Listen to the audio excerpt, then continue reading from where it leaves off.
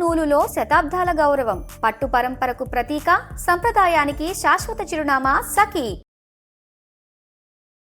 నమస్తే అమ్మా. నమస్తే అమ్మ. అమ్మ, నైట్ ఏకవస్త్రంపై పూజ చేయకూడదు అని అయితే ఎట్లయితే కాంట్రవర్సీ నడుస్తుందో, అట్లాగే తలకి టవాల్ కట్టుకొని కానీ, లేదంటే తల కంప్లీట్గా ఆరకుండా వెట్టిగా పచ్చిగా ఉన్నప్పుడు కానీ దేవుడి గదిలోకి వెళ్ళకూడదు, పూజ చేయకూడదు, నిషేధం అంటున్నారు. ఎందులో నిజమేంత? నిజమేనమ్మా. మీరు ఇందాక అన్నారు ఏకవస్త్రం అని, అది ఆడవాళ్ళకి మగవాళ్ళకి కూడా. అది అన్ని మర్చిపోతారు, ఆడవాళ్ళకే చెప్తున్నాం మనం. మరి నైట్ అన్నప్పుడు మరి నైటీ మగవాళ్ళకి కూడా, నైట్ డ్రెస్సులు ఉన్నాయిగా మగవాళ్ళకి కూడా ఉన్నాయిగా, షార్ట్లు. పూర్వం కూడా పెద్ద పెద్దవే మంచివే ఉండేవి, లాగులు పెద్దవే ఉండేవి. ఇప్పుడైతే మరి జానాబెత్తడు అందరికీ కూడా. మరి అలా ఎవ్వరైనా సరే రాత్రి పడుకున్న బట్టలతో గాని ఒక వస్త్రంతో గాని పూజ చేయడానికి పనికిరాదు. ఎస్. ఇక్కడ తడి బట్టల గురించి అన్నారు కదా.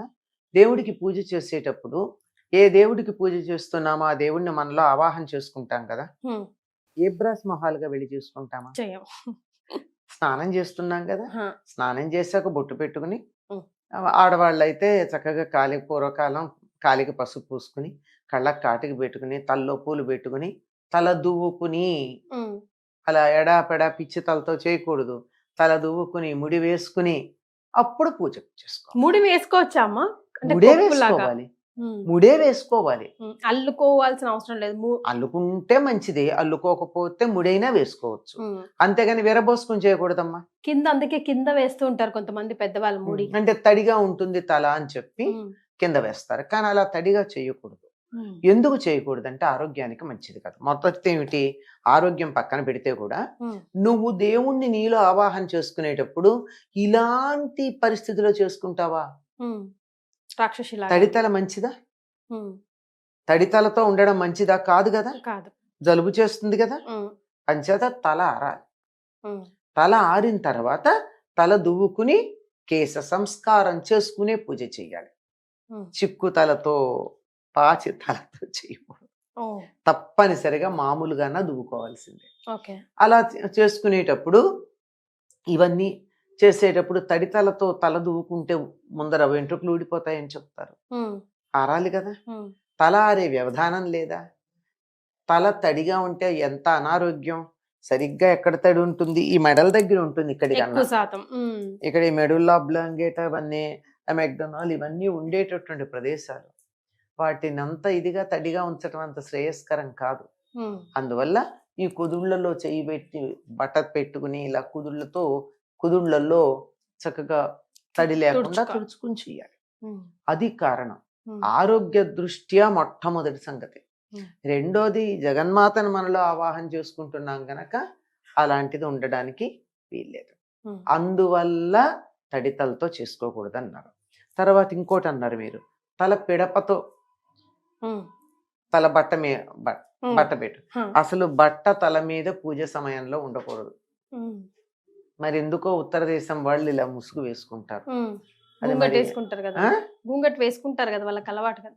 అంటే గుంగట అందరికీ అలవాట్లేదు, కానీ కనీసం చీర కొంగర్నే ఇట్లా తల మీద వేసుకుంటారు హారతి ఇచ్చేటప్పుడు, గుళ్ళోకి వచ్చినప్పుడు.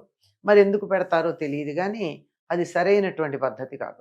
దానికి ఏమని చెప్తారంటే, పైన సహస్రారం ఎక్స్పోజ్ కాకూడదని వాళ్ళు చెప్తే, సహస్రారం కవర్ అవ్వకూడదని వీళ్ళు సాధనలో చెప్తారు. అందువల్ల తల మీద పిడప ఉండకూడదు. పిడప ఉంది అంటే ఇంకా తలలో తడి ఉందని కదా అర్థం. ఈ మధ్య కాలంలో సినిమాల్లో చూపించి ఇంకా భర్త లేవడు, మంచం మీద పడుకునే ఉంటాడు, ఈవిడేమో తెల్లారుదాం లేస్తున్న అన్ని పనులు చేసి స్నానం చేసి తడితలతో ఆ ఇది పెట్టుకుని పిడప వేసుకుని అది ఊడిపోకుండా 2 క్లిప్స్ కూడా పెడతారు. అది కనపడేటట్టు ఎందుకు పెడతారో తెలియదు. కనీసం కనపడకుండా పెట్టుకోవచ్చు కదా. క్లిప్స్ పెట్టి అది పడిపోకుండా, అది తులసి దగ్గర దీపం పెట్టడం కనపడుతూ ఉంటుంది. లేనిపోని ఆదర్శాలు సమాజానికి చూపించడం అంతే, శాస్త్రం కాదు కదా. విరుద్ధం. హాయిగా తను లేచి పూజ చేసుకుంటూ ఉంటే, ఈవిడ తులసమ్మ దగ్గర దీపం పెట్టినట్టు చూపించండి, ఎంత ఆదర్శప్రాయంగా ఉంటుంది అది కదా. లేదు, పనికిరాని ఆదర్శాలను చూపించడం మనకి అధికంగా కనపడుతుంది. అది వచ్చినటువంటి సమస్య. దాని గురించి మనం అనగలిగింది ఏం లేదు.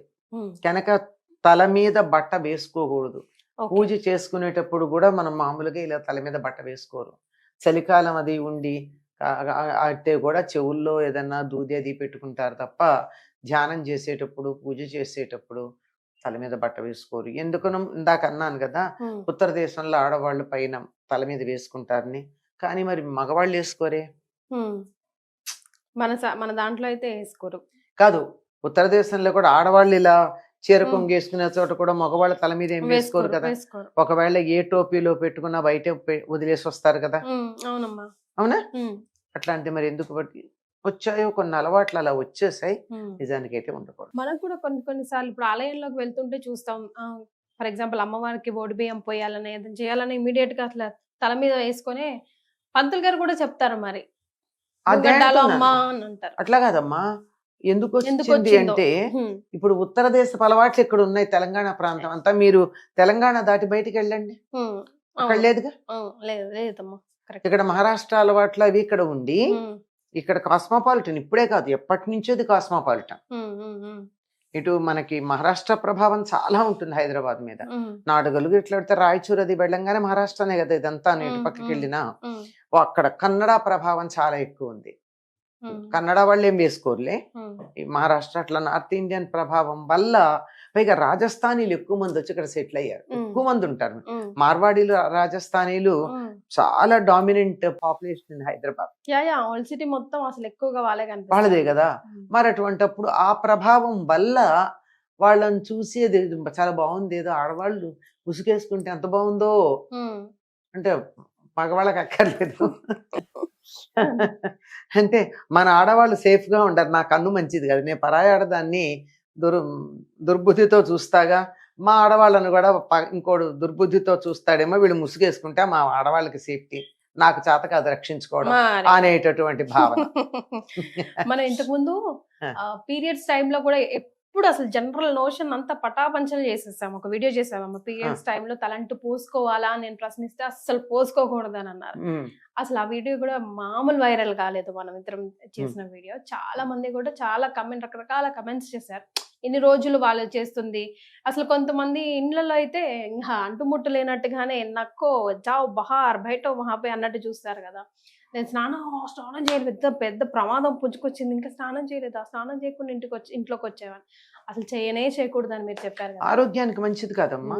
వీలైనంత వరకు ఎక్స్పోజ్ కాకుండా ఉండడం మంచిది. తప్పదనుకో, ఉద్యోగాలు అవి చేస్తున్నారు, టపీమని 2 చెంబులు నీళ్ళు అతి త్వరగా ఒంటి మీద పోసుకుని వచ్చేసి వీలంత వెంటనే ఒంటిని కవర్ చేసుకోవాలి. ఇంత మెటబాలిక్ యాక్టివిటీ ఎంత జరుగుతుందమ్మా. అట్లాంటప్పుడు ఈ శరీరాన్ని ఎంత భద్రంగా చూసుకోవాలి. అవునా కదా. జస్ట్ సైంటిఫిక్ గా ఆలోచించమని చెప్తున్నా. లోపల అల్లకల్లోలం జరుగుతున్నప్పుడు దీన్ని కొంచెం ప్రశాంతంగా ఉంచాలా, మనం బయట నుంచి కూడా దాన్ని హంగామా చేస్తామా? అది ఇది కూడా అంతే. ఆరోగ్య సూత్రం చాలా ప్రధానమైనటువంటి ఆరోగ్య సూత్రం. ఇంకోటి తడి బట్టతో కూడా పూజ చేయకూడదు. మరి కొంతమంది తడి బట్టల్లో ప్రదక్షిణలు అవి పొర్లు దండాలు ఆ పొరు దండాలు ఏమిటో మరి, పొరు దండాలు ఎందుకు చేస్తారో అది పెడుతూ ఉంటారు. అది ఒక్కదానికే మరి ఎందుకో చేస్తుంటారు, ఊరుకుంటాం గాని. ఒక్క తడి బట్టలతో కార్యక్రమం నిర్వర్తించేది పితృదేవతలకి తద్దినాలు పెట్టేటప్పుడు. ఇంకెప్పుడు దేవుడి పూజకి తడి బట్ట పనికిరాదు. ఉతికి ఆరవేసినటువంటి శుభ్రమైన బట్ట మంచిది. అంతే. తడి బట్టలతో కానీ, తడి ఒంటితో కానీ, తడి తలతో కానీ పూజ చెయ్యొద్దు. ఎందుకంటే పూజ చేసేటప్పుడు లోపల హీట్ నిజంగా నువ్వు మనస్ఫూర్తిగా త్రికరణ శుద్ధిగా చేస్తే బోలుడు వేడి వస్తుంది. ఆ వేడి ఈ చల్లదనం కాంబినేషన్ లో జలుబు చేస్తుంది. వాతం కమ్మడం అంటారు. అప్పుడప్పుడు వాతం కమ్మే ప్రమాదం కూడా ఉంది. ఇప్పుడు చూడండి, మనం కుండలో నీళ్లు పోస్తే ఎండలో పెడితే ఏమవుతుంది, బయటికి నీళ్లు వస్తాయి, తడి వస్తుంది. తడి వస్తే కుండలో నీళ్లు చల్లగా ఉన్నట్టు. లోపల వేడి నీళ్లు ఉన్నప్పుడు తీసుకెళ్లి దాన్ని చల్లగా బయట పెడితే ఏమవుతుంది, బదులవుతుంది కదా.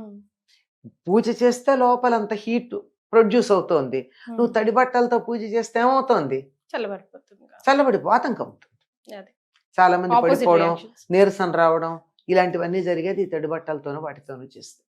సో లాజిక్ తెలియక ముందు అయితే చేసాం, లాజిక్ తెలుసుకున్నాకనైనా పాటిద్దాం. చాలా సంతోషం అమ్మా, ధన్యవాదాలు.